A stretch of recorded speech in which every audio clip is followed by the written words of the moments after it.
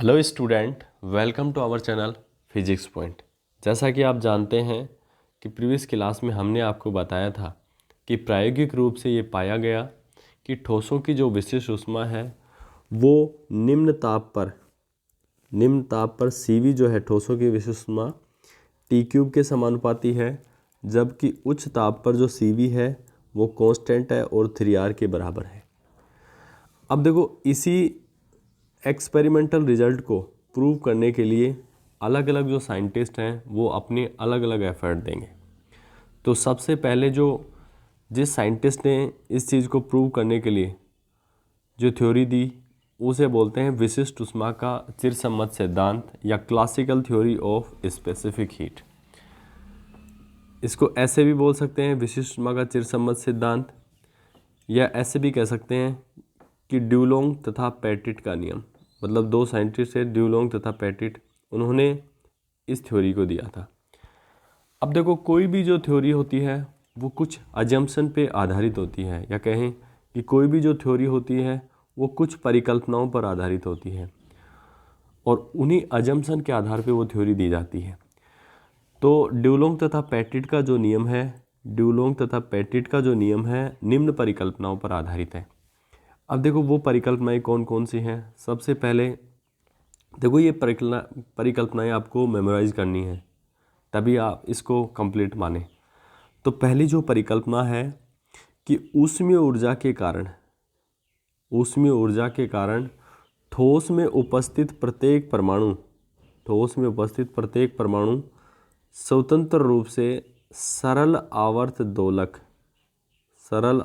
दोलक के समान कंपन करता है, जिन्हें हम कहते हैं परमाणुवीय दोलक।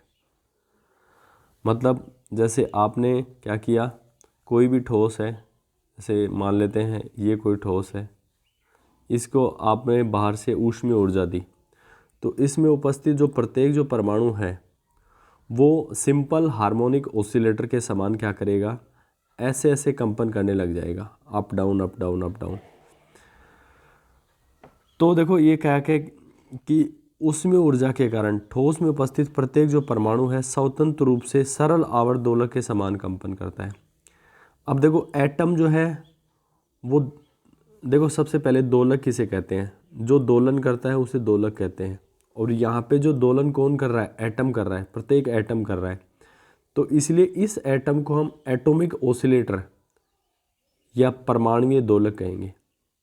देखो, परमाणु तो है और ये दो ऑसिलेशन कर रहा है, तो परमाणुवीय दोलक हो गया। तो उम्मीद करता हूँ कि ये चीज़ जो है आपको अच्छे से समझ में आई होगी। चलते हैं नेक्स्ट परिकल्पना की तरफ। दूसरी जो परिकल्पना है वो कहती है कि ठोस की आंतरिक ऊर्जा जो है सभी परमाणु दोलकों की कंपन ऊर्जा की क्या होती है, बराबर होती है। मतलब ये कोई ठोस है, मान लो। अब मैं आपसे पूछूं कि इसकी इंटरनल एनर्जी कितनी है, आंतरिक ऊर्जा कितनी है, तो इसकी जो आंतरिक ऊर्जा होगी, जो जितने भी एटम हैं इनकी जो वाइब्रेशन एनर्जी है, कंपन ऊर्जा है, उन सब का सम होगी, मतलब योग होगी। मतलब जितने भी परमाणुवीय दोलक हैं उनकी कंपन ऊर्जा का जो योग है वो उस ठोस की आंतरिक ऊर्जा के बराबर होगा। तो यहाँ पे यही बात लिखी हुई है कि ठोस की जो आंतरिक ऊर्जा है सभी परमाणु दोलकों की कंपन ऊर्जा की क्या होती है, बराबर होती है। तो उम्मीद करता हूँ कि दूसरी जो परिकल्पना है, सेकंड जो अजम्पशन है, वो भी आपको अच्छे से समझ में आया होगा। तीसरी जो परिकल्पना है कुछ इस प्रकार से है कि किसी भी सरल आवर्ती जो दोलक है, कोई भी सिंपल हार्मोनिक ऑसिलेटर मान लो, उसकी जो कुल ऊर्जा है, टोटल जो एनर्जी है, उसकी गतिज ऊर्जा मतलब काइनेटिक एनर्जी और स्थितिज ऊर्जा के योग की क्या होती है, बराबर होती है। तो हम क्लासिकल फिजिक्स में भी पढ़ते हैं कि कोई भी सिंपल हार्मोनिक ऑसिलेटर है तो उसकी काइनेटिक एनर्जी हो गई px²/2m, गतिज ऊर्जा कह सकते हैं। और ये 12m ω0² x² जो है, ये इसकी क्या हो गई, पोटेंशियल एनर्जी या स्थितिज ऊर्जा हो गई। तो टोटल जो एनर्जी होती है, सिंपल हार्मोनिक ऑसिलेटर हो या जो भी हम क्लासिकल फिजिक्स में पढ़ते हैं, कि जो टोटल जो एनर्जी है वो काइनेटिक एनर्जी और पोटेंशियल एनर्जी दोनों के योग की क्या होती है, बराबर होती है। अब देखो कुछ इसमें दो छोटी छोटी टर्म्स हैं। यहाँ पे देखो स्मॉल m जो है दोलक का द्रव्यमान है। अब यहाँ पे दोलक कौन है? एटम है। एटम ही तो ऑसिलेशन कर रहा है, तो जो ऑसिलेशन करता है वही ऑसिलेटर है, या हिंदी में कहें जो दोलन करता है वही दोलक है। तो यहाँ पे स्मॉल m जो है वो क्या है? दोलक का द्रव्यमान है। और ओमेगा नोट जो है इसको बोलते हैं स्वाभाविक आवर्ती या नेचुरल फ्रीक्वेंसी। अब देखो आवर्ती भी दो प्रकार की होती हैं, जैसे आपने प्रणोदित दोलक में पढ़ा।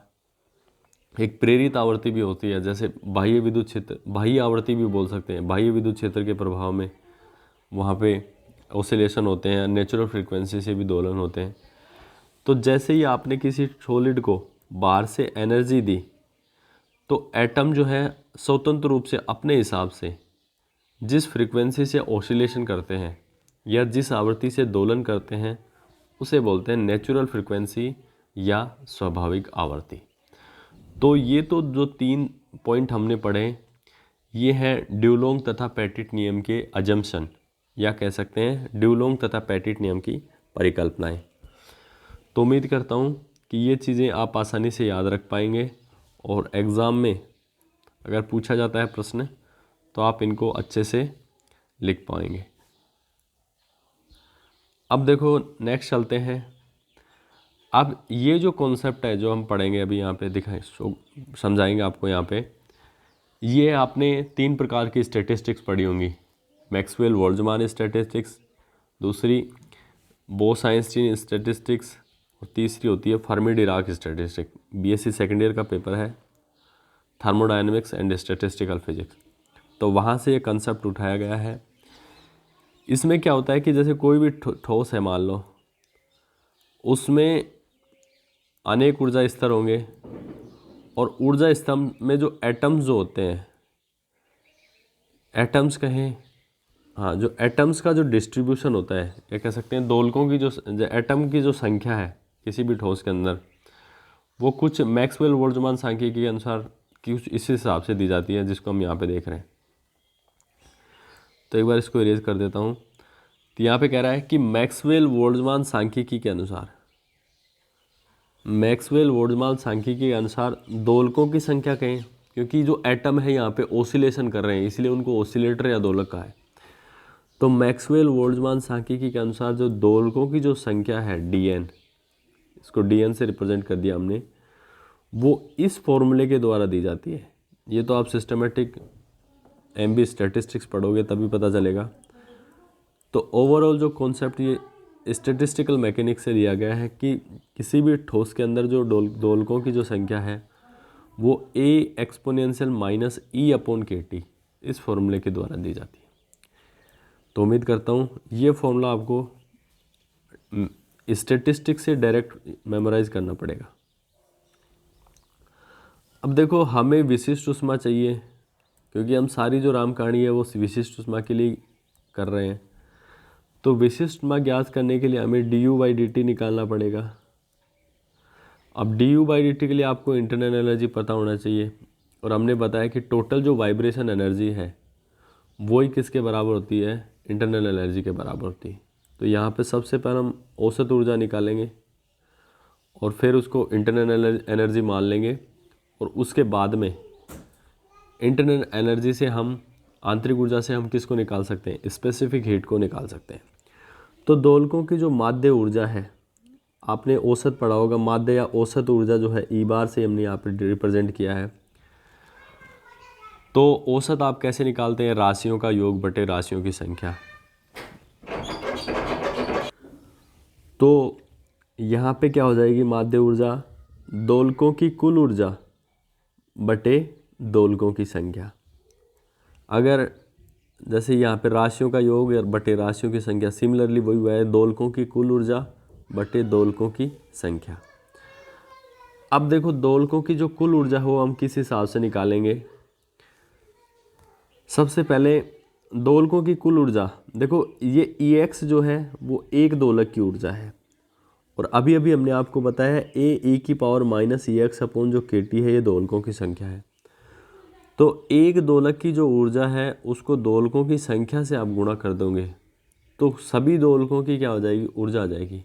या ऐसा कह सकते हैं कि किसी भी ठोस के अंदर दोलकों की कुल ऊर्जा हम यहाँ पे ऐसे निकाल सकते हैं, बटे ये दोलकों की संख्या है ही मैक्सवेल बोल्ट्जमान स्टैटिस्टिक्स से। तो दोलकों की एक दोलक की ऊर्जा इंटू दोलकों की संख्या, तो दोलकों की कुल ऊर्जा बटे दोलकों की संख्या। तो उम्मीद करता हूँ इतना आपको समझ में आया होगा। अब यहाँ पे देखो समेशन जो है वो डिस्क्रीट सम को बताता है, जिसको हिंदी में बोलते हैं विविक्त योग। जैसे छोटे छोटे पार्ट्स में आपको एडिशन करना हो, सम करना हो, तो विविक्त योग को बताता है, डिस्क्रीट सम को बताता है। लेकिन जो एनर्जी जो लेवल्स होते हैं किसी भी ठोस के अंदर वो डिस्क्रीट नहीं होते, कंटिन्यूस होते हैं। तो कंटिन्यूस सम को कौन बताता है, इंटीग्रेशन बताता है। तो समेशन जो है डिस्क्रीट सम को बताता है और इंटीग्रेशन जो होता है वो कंटिन्यूस सम को बताता है। तो डिस्क्रीट सम से हम कंटिन्यूस सम पे जाएंगे तो limit all space minus infinite से प्लस इनफाइनाइट, ये मतलब समेशन किस में चेंज हो जाएगा, इंटीग्रेशन में चेंज हो जाएगा। और बाकी की जो वैल्यू आपको केवल सब्स्टिट्यूट करनी है।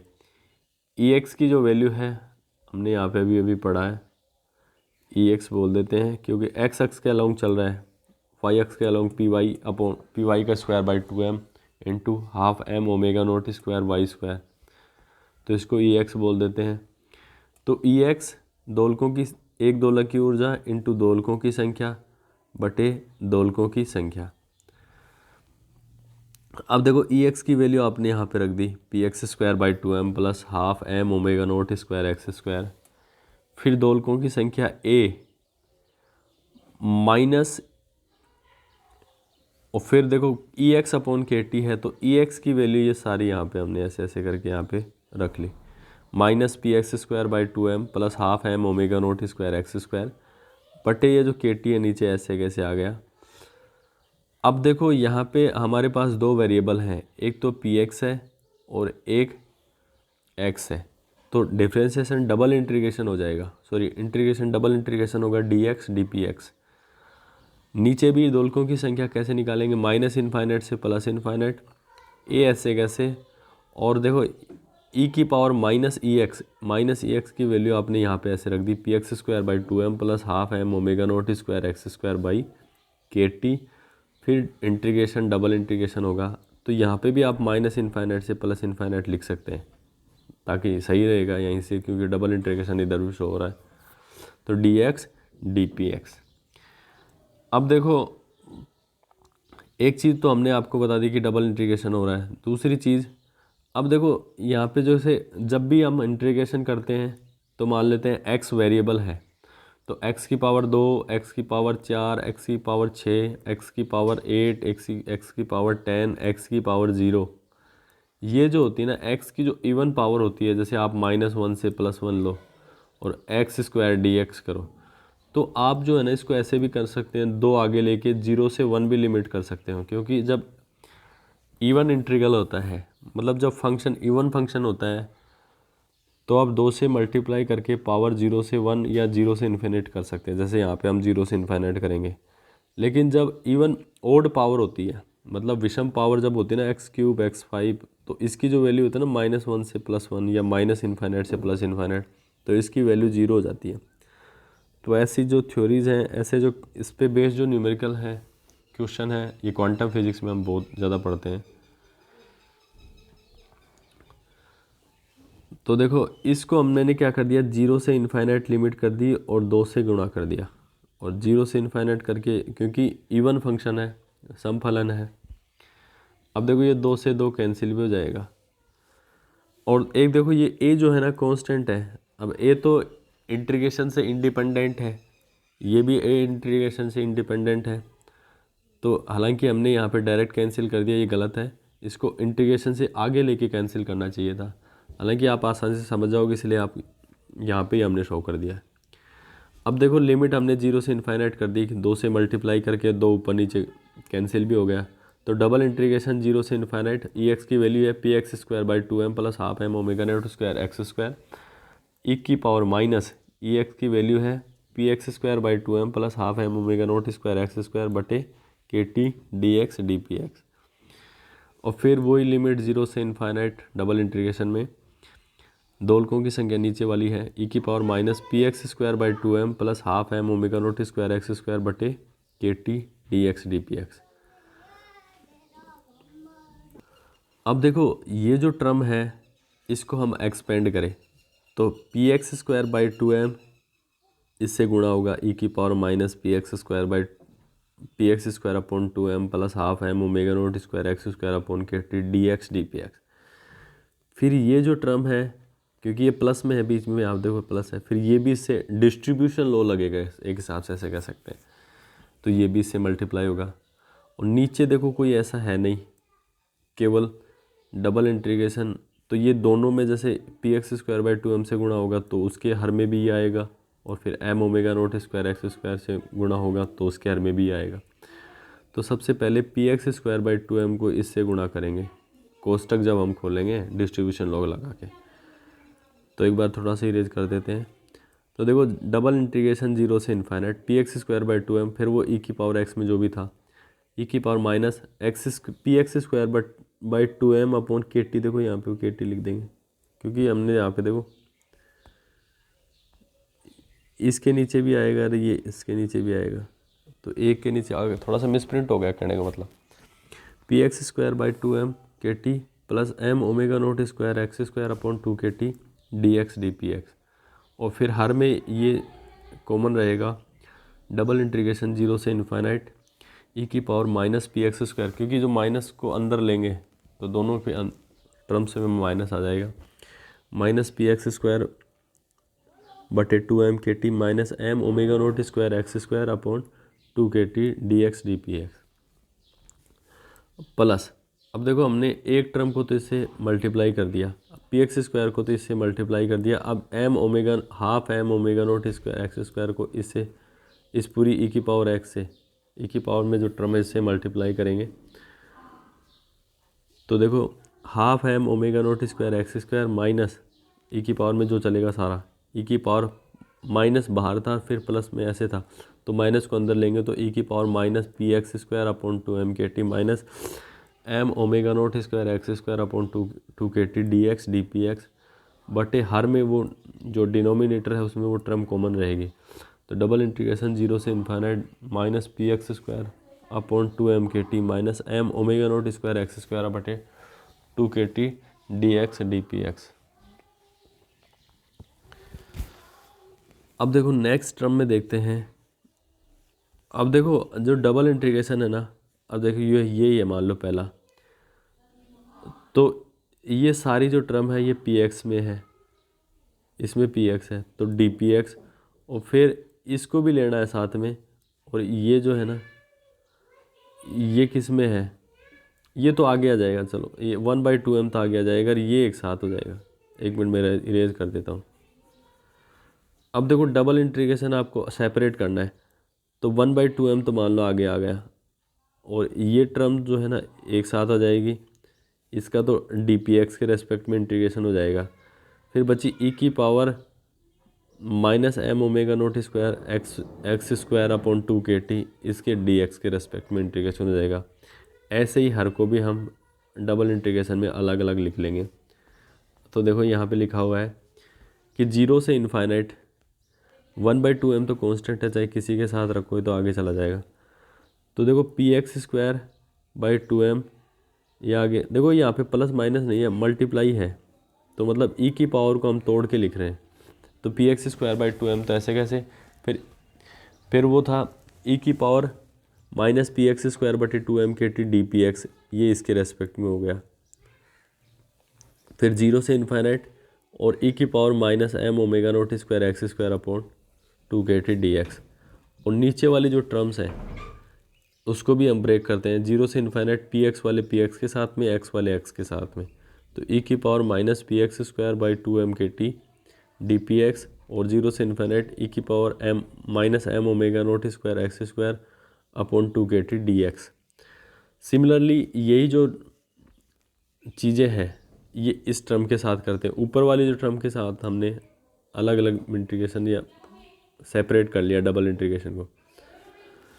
तो 0 से infinite P x square upon 2m/t dx dpx plus 0 से infinite half m omega not square. देखो ये x के साथ आ जाएगा जैसे वो पी एक्स के साथ ही आया था, कुछ नहीं किया, केवल हमने सेपरेट किया है कि half m omega not square x square E की power minus m omega not square x square बटे 2k/t dx। नीचे वाली जो टर्म है वो तो डिनोमिनेटर में सेम है, 0 से इन्फाइनाइट ई की पावर माइनस, देखो ई की पावर x प्लस वाई है, तो देखो ई की पावर x dx और ई की पावर y dy, और अगर अलग अलग इंटीग्रेशन इस हिसाब से करें, ठीक वैसे ही यहाँ पे हमने कॉन्सेप्ट अप्लाई किया है।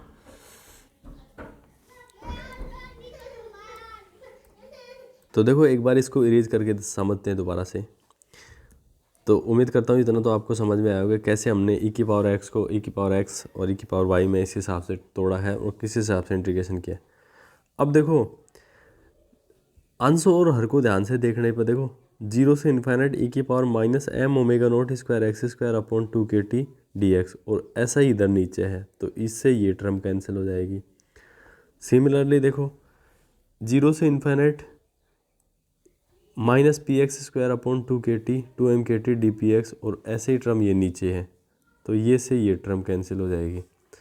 तो हमारे पास यहाँ से तो केवल देखो 0 से infinite P x square upon 2m ई की power minus P x square upon 2m/t, और नीचे से ये बच जाएगा। अब आप कहोगे कि ये से ये भी तो कैंसिल हो, ऐसा कभी नहीं कैंसिल होता। देखो ये टर्म है यहाँ पे ई की पावर x में मल्टीप्लाई, मतलब जैसे x और ई की पावर x जो होता है ना, आप ऐसे कैंसिल नहीं कर सकते ई की पावर x, क्योंकि ये x भी इंटीग्रेशन से इंडिपेंडेंट नहीं है। आप ऐसे करके x का कर लो, ऐसे नहीं होता है कभी भी। तो देखो जो टर्म कैंसिल हो गई उसको तो देखो ये तो इससे तो ये कैंसिल हो गई और नीचे से ये कैंसिल हो गई, इसको भी इरेज कर लेते हैं, सॉरी एक बार।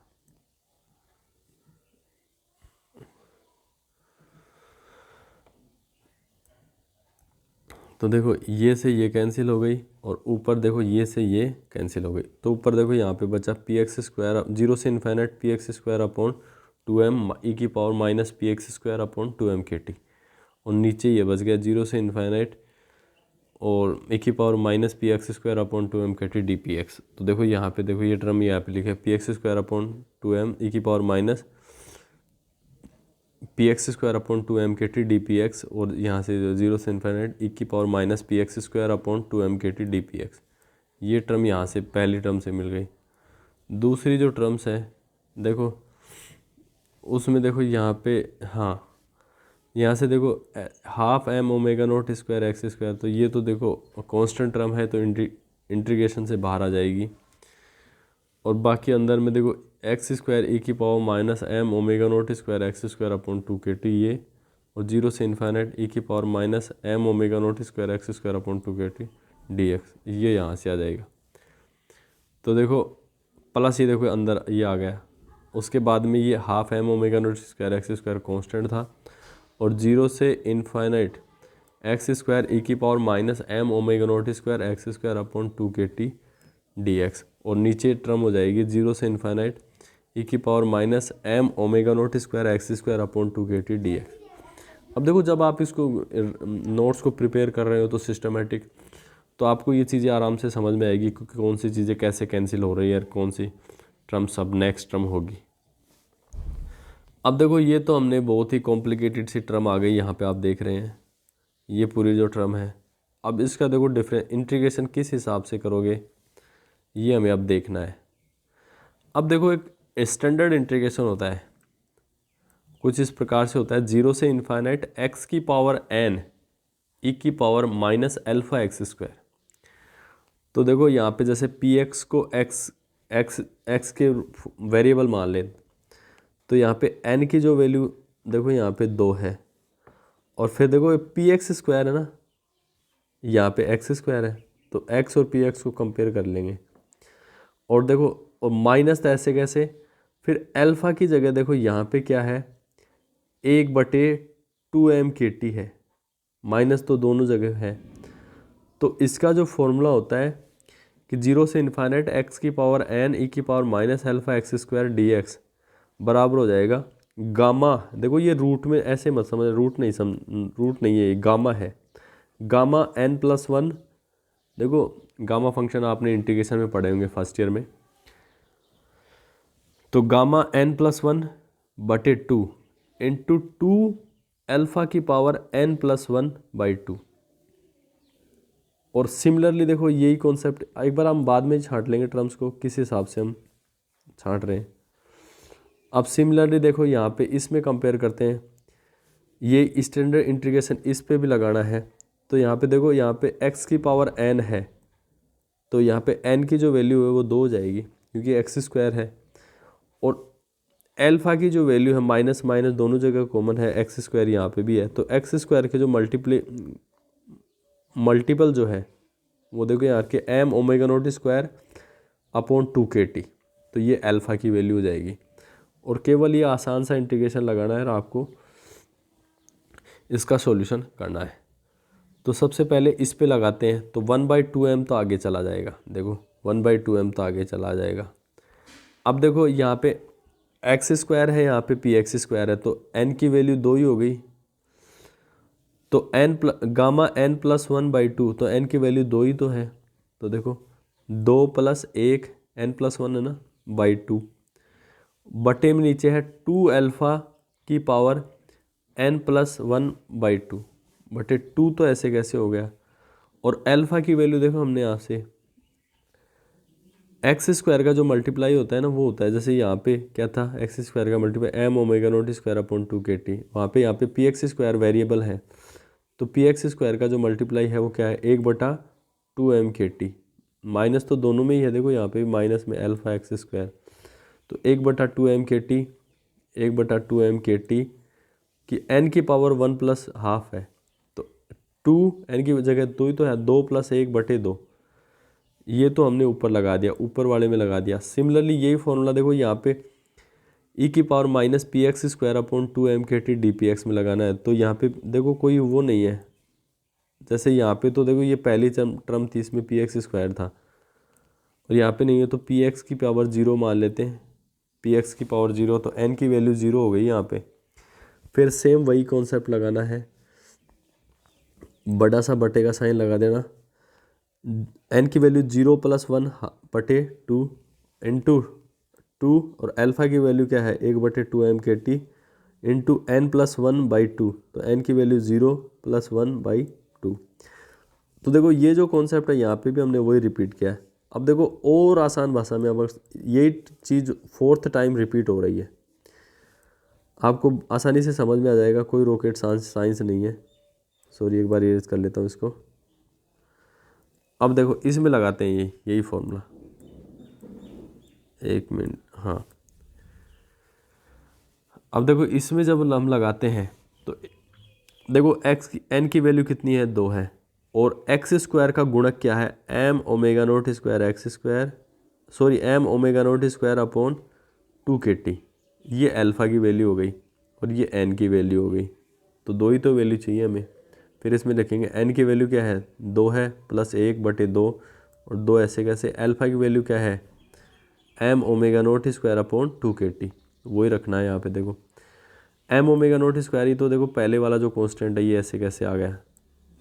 इसके बाद में इंटीग्रेशन में देखो n की वैल्यू कितनी है 2 है, तो गामा 2 + 1/2 बटे 2, और अल्फा की वैल्यू क्या है m omega not square upon 2 kT की पावर 2 + 1/2। तो उम्मीद करता हूँ ये भी आपको आसानी से समझ में आया होगा। फिर उसके नीचे देखो, यहाँ पे देखो कुछ भी नहीं है, यहाँ पे तो x की पावर 2 तो थी, और यहाँ पे हम मान लेंगे x की पावर 0। जब कुछ भी नहीं होता x की पावर 0, तो n की वैल्यू तो कितनी हो गई 0 हो गई, और अल्फा की वैल्यू यही है m ओमेगा नॉट स्क्वायर, ये अल्फा की वैल्यू हो गई। तो वही सेम कॉन्सेप्ट है, gamma 0 + 1/2 into 2 m omega not square बटे 2 kT की पावर ½ अब ये टर्म आपके पास आ गई, इसको हम आसानी से इरेज करते हैं एक बार। तो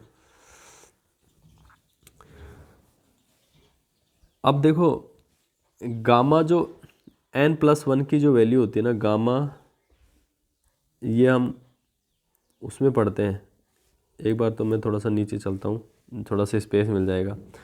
तो गामा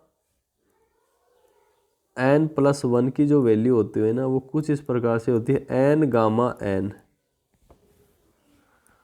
मतलब जैसे 3/2 है, गामा 3/2 है तो इसको लिख देंगे, जैसे n की वैल्यू मान लेते हैं हाफ है मान लो,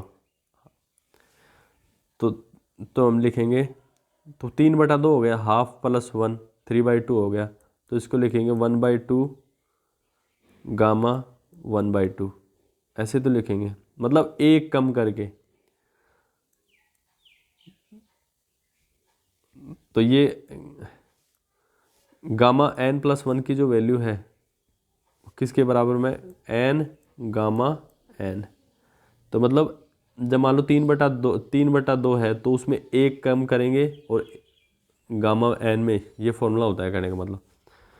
तो गामा देखो एक बार तो इसको ऐसे ही लिख लेते हैं, 3/2 हो गया, ये भी 3/2 हो गया, ये 1/2 बचा है, ये भी नीचे 1/2 बचा है, ये 3/2 हो गया, ये 3/2 हो गया, ये 1/2 हो गया, ये 1/2 हो गया। एक बार तो इसको ऐसे ही लिख लेते हैं, एक टर्म और बढ़ जाएगी, कुछ नहीं होगा। तो 1/2m तो ऐसे कैसे, देखो ये तो कांस्टेंट टर्म थी पहले 1/2m, उसके बाद में देखो 3/2 2 अल्फा की पावर 1/2m के T into 3/2 plus half gamma half 2, देखो इसको रूट मत कर देना वरना अर्थ का अनर्थ हो जाएगा, गामा का साइन यही है।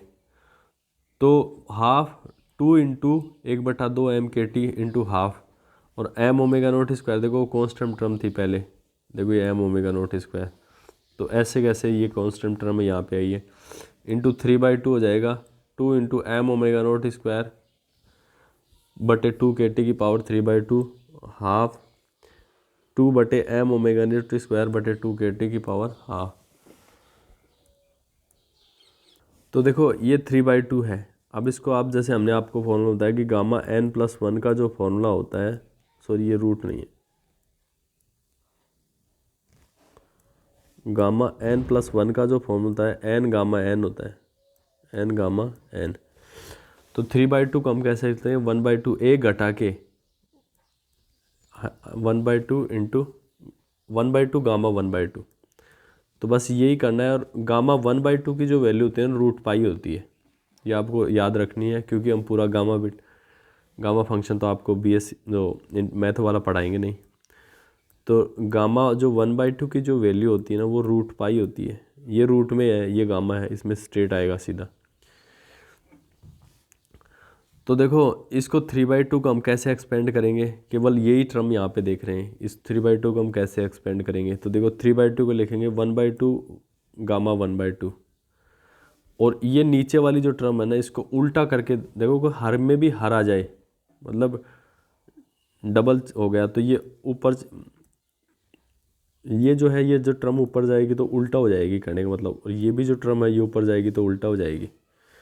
तो हमारी जो टर्म्स है कुछ इस प्रकार से हो जाएगी। 3/2 को तो हमने देखो ऐसे लिख लिया, 3/2 को हमने ऐसे लिख लिया, बाकी और कुछ नहीं है। अब देखो 1/2 पहले से चल रहा था, ये टर्म आ गई कहने का मतलब उल्टा करके लिख दिया हमने। अब देखो इस 1/2 से ये 1/2 कैंसिल हो रहा है, इस 2 से ये 2 कैंसिल हो रहा है, सॉरी इस 2 से ये 2 कैंसिल। अब देखो यहाँ पे हाफ पावर है और यहाँ पे 1.5 पावर है, मतलब 3/2 मतलब 1.5 पावर, तो नीचे जो है पूरी पूरी एक पावर बच जाएगी 1/2m के टी। वैसे यहाँ पे हाफ पावर है और यहाँ पे 1.5 पावर है, तो 3/2 की जगह केवल यहाँ पे 1 पावर बच जाएगी, ये कैंसिल हो जाएगी। तो देखो यहाँ पे 2m हो गया, ये 1/2 हो गया, तो 1/4m हो गया, और ये बाकी सारे टर्म कैंसिल हो रहे हैं, और 2m के टी ये ऊपर आएगा, देखो बटे में है 1/2m के टी, तो ऊपर आ जाएगा 2m के टी। सिमिलरली ये होगा 1/2, ये हो गया 1/2 ये हो गया, तो 1/4m ओमेगा नॉट स्क्वायर ये हो गया। अब ये जो टर्म है ऊपर जाएगी तो उल्टी हो जाएगी 2 के टी बटे m ओमेगा नॉट स्क्वायर। अब देखो हम ये जो टॉपिक है थोड़ा सा मतलब कैलकुलेटेड टॉपिक है, बाकी इसमें कोई कॉम्प्लिकेशन नहीं है इतने। अब देखो इससे देखो 2m से 2m मतलब नीचे 2m से 4m मतलब 1/2 नीचे 2 से हो गया, कहने का मतलब 2 बार चला गया भाग, तो ऊपर बचा KT, नीचे हो गया KT/2। और सिमिलरली देखो m ओमेगा नॉट स्क्वायर से m ओमेगा नॉट स्क्वायर, और 2KT से देखो ये 4 से 2 हो गया, तो KT/2 यहाँ पे आ गया। तो ई बार जो औसत जो ऊर्जा है, जब जो ऑसिलेशन जो है केवल वन डायरेक्शन में होंगे, केवल x डायरेक्शन में होंगे, तो ई बार KT बराबर क्या होगा, औसत जो एनर्जी है वो कितनी आ गई हमारी, KT आ गई। अतः प्रत्येक स्वतंत्रता की कोटि, मतलब केवल एक अक्ष के अनुदिश हमने माध्य ऊर्जा आई हमारी ई बार KT, जब मतलब एटम जो है केवल x डायरेक्शन के अलोंग वाइब्रेशन कर रहा है, y डायरेक्शन के अलोंग वाइब्रेशन करेगा, z डायरेक्शन के अलोंग वाइब्रेशन करेगा, तो सब में सम हो जाएगा। अतः प्रत्येक स्वतंत्रता की कोटि के संगत माध्य जो ऊर्जा है वो ई बार इक्वल्स टू क्या हो गया, KT हो गया। लेकिन जो एटम जो होता है वो 3 डायमेंशनल होता है, तो उसकी जो डिग्री ऑफ जो फ्रीडम है या स्वतंत्रता की जो कोटि है वो 3 होती है। तो ठोस की प्रत्येक परमाणु की स्वतंत्रता की कोटि कितनी होती है, 3 होती है। अतः 3 से गुणा हो जाएगा। अतः प्रत्येक परमाणु की माध्य ऊर्जा 3KT हो जाएगी। कितनी हो जाएगी, 3KT हो जाएगी। और यदि ये मान लिया जाए कि 1 मोल परमाणुओं की, ये तो एक परमाणु की हो गई 3KT, क्योंकि 1KT केवल एक डायरेक्शन में था, क्योंकि डिग्री ऑफ फ्रीडम या स्वतंत्रता की कोटियाँ 3 है, मतलब कोई भी ठोस होता है वो त्रिविमीय होता है। इसमें x एक्सिस भी होती है, y एक्सिस भी होती है, z एक्सिस भी होती है। तो इसके अकॉर्डिंग KT, और इसके ऊपर वाले की भी KT, फिर z एक्सिस के अनुदिश भी KT, तो 3KT हो गया ओवरऑल। तो प्रत्येक परमाणु की जो माध्य ऊर्जा ई बार जो होती है ना, वो 3KT, E bar equals to 3KT होती है। अतः 1 मोल परमाणु की जो औसत जो ऊर्जा होती है 3KT तो पहले से चल रहा था, और इसको 1 मोल के लिए हम अवोगाद्रो संख्या है, एवोगाड्रो जो नंबर है उससे मल्टीप्लाई कर दें, Na equals to Avogadro number से अगर हम मल्टीप्लाई कर दें तो 3NaKT हो गया। और Avogadro number into Boltzmann constant K, इसकी जो वैल्यू होती है ये गैस स्थिरांक, गैस कांस्टेंट R के इक्वल्स टू, तो ई बार इक्वल्स टू क्या हो गया, 3R हो गया। मतलब ये औसत जो ऊर्जा हो गई 3R के बराबर। और दूसरा जो हमने अजम्पशन या परिकल्पना पढ़ी थी कि जो टोटल जो इंटरनल जो एनर्जी है वो टोटल वाइब्रेशन एनर्जी के बराबर होगी। तो ये टोटल जो वाइब्रेशन एनर्जी है वो किसके बराबर होगी, टोटल इंटरनल एनर्जी के बराबर जाएगी। इसीलिए U bar U equals to internal energy E U equals to हो गया, ई बार इक्वल्स टू हो गया 3RT। अब देखो हमने u की वैल्यू निकाल ली, अब स्पेसिफिक हीट तो हम निकाल ही सकते हैं du/dt। इसीलिए 1 मोल पदार्थ की विशिष्ट ऊष्मा कितनी हो जाएगी, 1 मोल पदार्थ की विशिष्ट ऊष्मा कितनी हो जाएगी, Cv बराबर du/dt बराबर 3R। तो Cv बराबर क्या आ गया, 3R आ गया। Cv बराबर कितना आ गया, 3R आ गया, क्योंकि T से T डिफ्रेंशिएशन करेंगे 3RT में, T से T का 1 हो जाएगा, केवल 3R आ गया। अब देखो ठोसों की जो विशिष्ट ऊष्मा है वो किसके R बराबर आ गई, 3R के बराबर आ गई। तो देखो हमने जब प्रैक्टिकली जो पाया था कि ठोसों की जो विशिष्ट ऊष्मा है वो निम्न ताप पर तो T³ के समानुपाती और उच्च ताप पर Cv इक्वल्स टू 3R होता है। लेकिन डुलोंग पेटिट का नियम क्या कहता है कि ठोसों की जो विशिष्ट ऊष्मा है वो केवल नियत होनी चाहिए, निम्न ताप उच्च ताप का कोई फर्क नहीं पड़ता। अतः ठोसों की विशिष्ट ऊष्मा नियत रहती है तथा यह ताप पर निर्भर नहीं करती है। कौन कह रहा है, डुलोंग तथा पेटिट का नियम कह रहा है, यही डुलोंग तथा पेटिट का नियम है। अब देखो डुलोंग तथा पेटिट के नियम की कमी क्या हो गई, क्योंकि ये तो एक्सपेरिमेंटल जो रिजल्ट है उससे मैच ही नहीं कर रहा, केवल हाई टेम्परेचर पे मैच कर रहा है, लो टेम्परेचर पे मैच नहीं कर रहा है। तो यही बात यहाँ पे लिखी है कि निम्न ताप परास में यह नियम प्रायोगिक परिणामों से क्या रखता है, सहमति प्रदान नहीं करता, क्योंकि निम्न ताप पे तो Cv जो स्पेसिफिक हीट है वो T³ के समानुपाती आनी चाहिए, लेकिन ऐसा नहीं है। परंतु यह नियम केवल उस ताप परास में लागू हो रहा है, क्योंकि Cv इक्वल्स टू 3R होता है हाई टेम्परेचर में। ये तो एक्सपेरिमेंटल रिजल्ट भी यही कहते हैं। तो हायर टेम्परेचर में तो ये सेटिस्फाई कर रहा है एक्सपेरिमेंटल रिजल्ट को, लेकिन लो टेम्परेचर में जो है ये एक्सपेरिमेंटल रिजल्ट को फुलफिल नहीं कर रहा है। तो यही हमारा ड्यूलोंग तथा पेटिट का नियम था। और एग्ज़ाम के पॉइंट ऑफ व्यू से चाहे ड्यूलोंग तथा पेटिट का नियम, आइंस्टीन मॉडल, या तो देखो आइंस्टीन मॉडल बहुत कम पूछता है, मैं ऐसे नहीं कह रहा कि पूछता नहीं है, लेकिन बहुत कम पूछता है। या तो वो ड्यूलोंग पेटिट का नियम या विश्व का चिरसम्मत सिद्धांत के नाम से पूछेगा, या फिर वो डीबाई मॉडल ही पूछता है, बीच का बहुत कम पूछता है। इसके बाद में हम आइंस्टीन थ्योरी पढ़ेंगे। तो ये केवल हाई टेम्परेचर में तो केवल सेटिस्फाई करता है, लो टेम्परेचर में ये व्याख्या नहीं करता। तो मतलब एक हिसाब से ये जो थ्योरी है फेल हो गई, कमी यही है इसकी। तो उम्मीद करता हूँ कि आप जो हमारा जो क्लास आज की, हालांकि काफ़ी लंबी हो गई, आपको अच्छे से समझ में आई होगी और आपको हेल्प करेगा, टॉपिक आसानी से समझ में आएगा। तो अगर आपको हमारा वीडियो अच्छा लगे तो प्लीज़ हमारे वीडियो को लाइक करें, चैनल को सब्सक्राइब करें, और मिलते हैं नेक्स्ट वीडियो में और देखते हैं कि कौन सा जो थ्योरी है वो विश्व के जो एक्सपेरिमेंटल रिजल्ट हैं उनके अकॉर्डिंग मैच करती है। तो आज की क्लास में इतना ही। जय हिंद, जय भारत।